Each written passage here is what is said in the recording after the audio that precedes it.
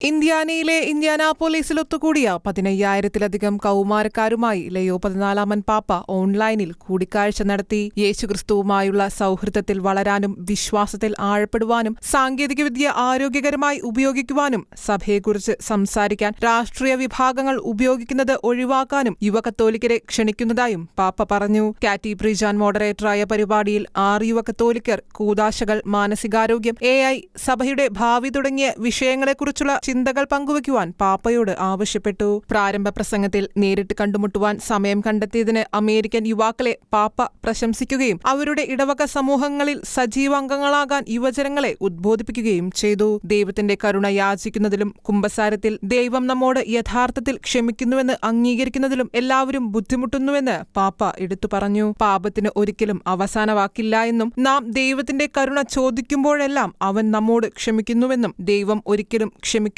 മടുക്കുന്നില്ല, നമുക്ക് ചോദിക്കുന്നതിൽ മടുക്കുന്നുവെന്ന ഫ്രാൻസിസ് പാപ്പായുടെ വാക്കുകളെ പാപ്പ ഉദ്ധരിച്ചു. AI സാങ്കേതിക വിദ്യയെക്കുറിച്ചുള്ള ചോദ്യത്തിൽ AI ഉപയോഗം യഥാർത്ഥ മാനവിക വളർച്ചയെ പരിമിതപ്പെടുത്താതിരിക്കാൻ ശ്രദ്ധിക്കണമെന്നും നാളെ ഇത്തരത്തിലുള്ള സാങ്കേതിക വിദ്യകൾ അപ്രത്യക്ഷമായാലും സ്വന്തമായി ചിന്തിക്കാനും പ്രവർത്തിക്കാനും പറ്റുന്ന വിധത്തിൽ അത് ഉപയോഗിക്കണമെന്നും ലോകത്തിൽ ഓരോരുത്തരുടെയും അനന്യതയ്ക്ക് AI ഒരിക്കലും പകരമാകില്ലെന്നും പാപ്പ ഓർമ്മപ്പെടുത്തി. ഹോംവർക്ക് ചെയ്യുവാൻ AI ഉപയോഗിക്കരുതെന്നും പാപ്പ യുവജനങ്ങളോടായി പറഞ്ഞു. സഭയുടെ ഭാവിയെക്കുറിച്ചുള്ള ചോദ്യത്തിന് മറുപടിയായി നരകത്തിന്റെ കവാടങ്ങൾ സഭയെ ജയിക്കില്ല എന്ന് യേശു പത്രോസിന് നൽകിയ വാഗ്ദാനം പാപ്പ ഓർമ്മിപ്പിച്ചു. യുവജനങ്ങൾ സഭയുടെ ഭാവി മാത്രമല്ല വർത്തമാനകാലവുമാണെന്ന് പറഞ്ഞ പാപ്പ ഞായറാഴ്ച കുർബാനയിൽ പങ്കെടുക്കുന്നതിലൂടെയും വിശ്വാസം വളരാൻ കഴിയുന്ന പ്രവർത്തനങ്ങളിൽ പങ്കുചേരുവാനും യുവജനങ്ങളോട് ആഹ്വാനം ചെയ്തു.